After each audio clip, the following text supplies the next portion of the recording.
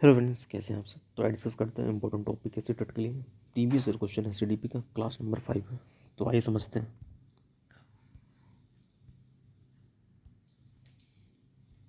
जो पहला क्वेश्चन है आपका कि बचपन में प्रारंभिक सालों में किसकी विकास पर ध्यान केंद्रित करना चाहिए। फर्स्ट है आपका शारीरिक कौशल, सामाजिक कौशल, संज्ञानात्मक क्षमता और संवेगात्मक कौशल।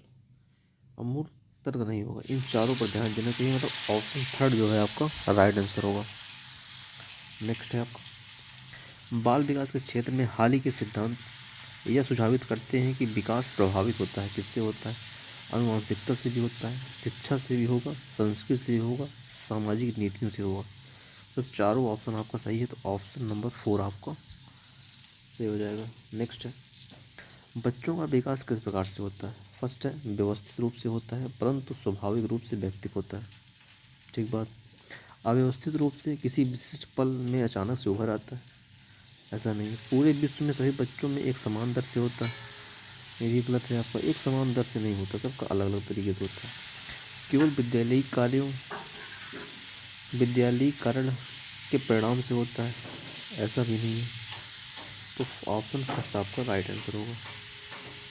नेक्स्ट है बाल विकास के क्षेत्र में मस्तिष्क नमनीयता मतलब ब्रेन प्लास्टिसिटी संप्रत्यय क्या सुझाता है कि बाल्यावस्था और किशोरावस्था की पूरी अवस्था संज्ञानात्मक विकास के लिए संवेदनशील अवस्था है। ठीक बात है। विकास सभी बालकों में एक समान दर से होता है, एक समान दर से नहीं होता। केवल आनुवंशिकता विकास को प्रभावित करती है, वातावरण ऐसा नहीं, दोनों प्रभावित करता है। हेरिडिटी और एनवायरनमेंट दोनों। एक क्षेत्र में विकास दूसरे क्षेत्र के विकास को प्रभावित नहीं करता है, प्रभावित करता है। ठीक है ना। ऑप्शन फर्स्ट आपका राइट होगा। नेक्स्ट है आपको देखिए निम्न में से कौन सा आनुवंशिक कारक है जो विकास को प्रभावित करता है। आनुवंशिक मतलब सामाजिक नीतियाँ, ये आनुवंशिक नहीं है आपका। शैक्षिक संस्थाएं भी नहीं होती। जैविक परिपक्वता होती है, जो बायोलॉजिकल मेचुरेशन होता है, ये आपका जो आनुवंशिक होता है, मतलब हेरिडिटी से रिलेटेड होता है। संस्कृत आत्म है, ये भी नहीं होता। आपका ऑप्शन नंबर थर्ड हो जाएगा आपको। नेक्स्ट है आपको विकास के संदर्भ में निम्न में से कौन सा कथन सही नहीं है। तो निगेटिव पूछा आपसे।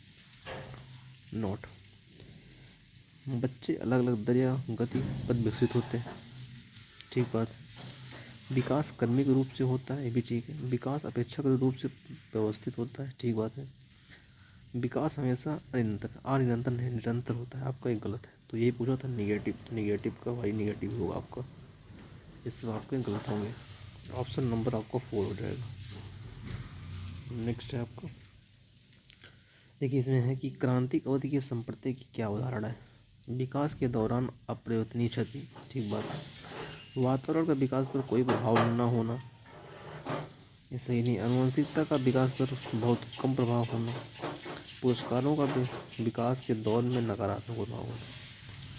मतलब आपको पहला जो है आपका जो क्रिटिकल पीरियड होता है, उसमें जो कॉन्सेप्ट होता है विकास के दौरान अपरिवर्तनशील क्षति पहुँचाता है आपका। ठीक है ना। नेक्स्ट है